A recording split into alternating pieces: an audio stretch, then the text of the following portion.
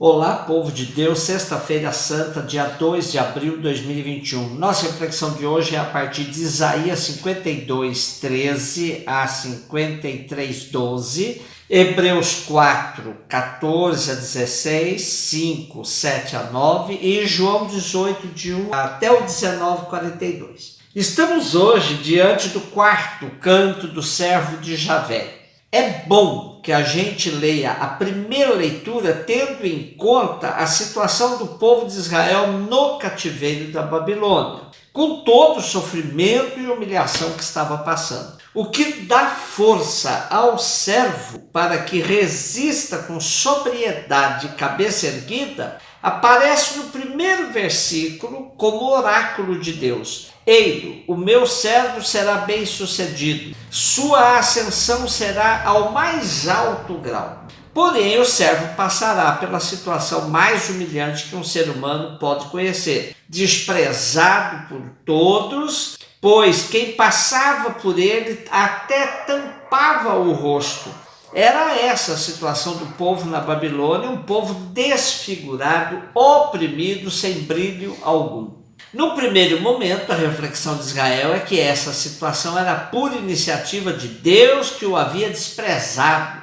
Nós pensávamos que fosse um chagado, golpeado por Deus e humilhado. Porém, aprofundando a reflexão, Israel vai entender que seu sofrimento é consequência dos seus próprios atos, como uma questão de causa e efeito. Fizemos más escolhas e pagamos por elas.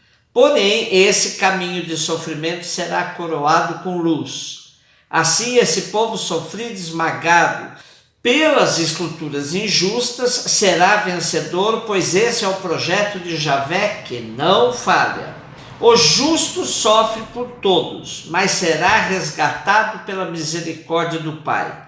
O justo carrega nossas enfermidades, nossas dores. Ele é transpassado por causa de nossas iniquidades, nossos crimes. Como um para-raios, ele recebe toda a carga que deveria cair sobre nossas cabeças. Ainda que pareça um fracassado, um derrotado, ainda que queiram cortá-lo da terra dos vivos, ferindo-o de morte, ele será reerguido. Ele entregou seu pescoço à morte e foi contado entre os pecadores. Ele carregou os pecados de muitos e intercedeu por todos. As comunidades primitivas fizeram a relação direta desse relato do servo de Javé com Jesus, o justo pagando pelos injustos. Hebreus. Essa identificação de Jesus com o servo de Javé nos dá a moldura exata para entendermos o sacerdócio de Jesus apresentado no texto aos Hebreus.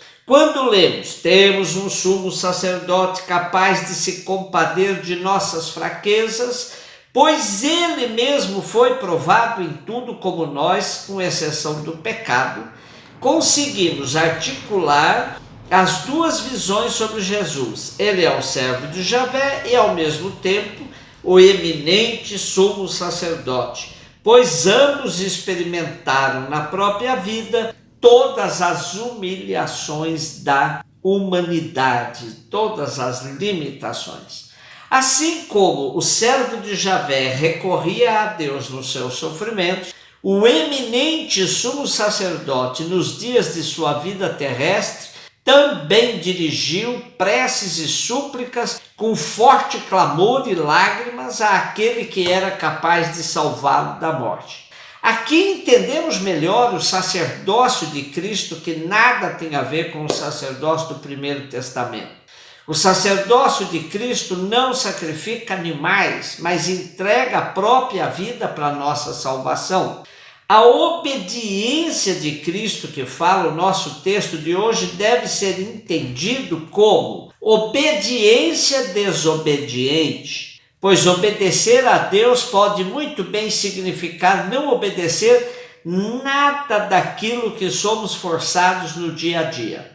Somos convocados a participar do sacerdócio desobediente do Cristo desde o nosso batismo, dando a vida uns pelos outros e orientando a nossa vida no projeto de doação total que marcou a vida de Jesus. João 18, 1 até 19, 42. Temos mais um relato da paixão de Jesus, que, assim como os demais, não se trata de uma resenha histórica ou jornalística, mas muito mais uma interpretação dos fatos. Como nos diz o exegeta Johann Konings, durante o Tríduo Santo, a liturgia segue os passos do Senhor, mais cerradamente ainda do que no tempo da Quaresma. O Tríduo Sacro é um drama, uma grande encenação do sofrimento do Senhor. Por isso, tendo representado a instituição da Eucaristia na tarde da Quinta-feira Santa, a liturgia não voltará a celebrar a Eucaristia até a noite pascal, assim como Jesus não voltou a celebrá-la até que a celebrasse no reino de Deus. Assim, no dia em que o sacrifício de Cristo está mais central do que nunca, a liturgia não celebra o sacrifício da missa, mas uma evocação de sua morte, que não deixa de estar em íntima união com a missa de Quinta-feira Santa, já que o pão consagrado ontem é consumido hoje. Impossível destacar cada elemento dessa rica narrativa de João sobre o processo de julgamento, tortura, assassinato de Jesus. O que podemos acentuar é a humanidade de Jesus, que viveu todo o processo como um ser humano inocente, entregue nas mãos do sistema injusto que vai sacrificá-lo. Em nenhum momento Jesus se serve de sua condição divina para intervir nos fatos. João escreve fortemente marcado pela experiência da ressurreição, mas sem negar um só detalhe que deixasse entrever a humanidade de Jesus. É o Cristo glorioso, mas profundamente colado com o Jesus histórico. João não separa as duas naturezas de Jesus. E quando Jesus diz tudo está consumado, ele se refere ao conjunto de sua missão, que agora atingiu o ápice. A moldura política deste relato tem um fio condutor histórico, pois a Palestina do tempo de Jesus vivia sob regimes autoritários e violentos há séculos. Desde 587 a.C., vivia dependente de grandes impérios. A Babilônia até 538, a Pérsia até 331, a Macedônia de Alexandre até 323 e de seus sucessores, os Ptolomeus do Egito até 197 e os Seleucidas da Síria até 166. E desde 64 a.C., sob a influência do Império Romano. Conheceu apenas um tempo de liberdade com os macabeus revolucionários judaicos.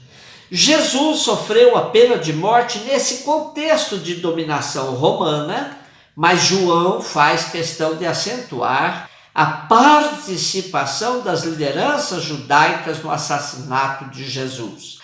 A morte de Jesus é um assassinato judicial. Não foi um erro jurídico nem um equívoco. Foi fruto de um interesse malévolo e de má vontade mesmo. Foi um assassinato religioso-político mediante abuso da justiça. Vivemos ainda hoje sob o império de uma justiça que não nos convence, que erra condenando justos e inocentando culpados. Quem julga, por exemplo, um juiz? Eles deveriam ser empregados da lei, mas vivem acima da lei. Quantos crimes continuam impunes? Quantos inocentes continuam sendo tratados como culpados? Sexta-feira da paixão de Jesus e da paixão do povo. pois hoje assistimos à morte de inúmeros irmãos e irmãs, vítimas de um governo que zomba da morte e se omite na sua responsabilidade de cuidador da dignidade da vida do povo. Um beijo no seu coração.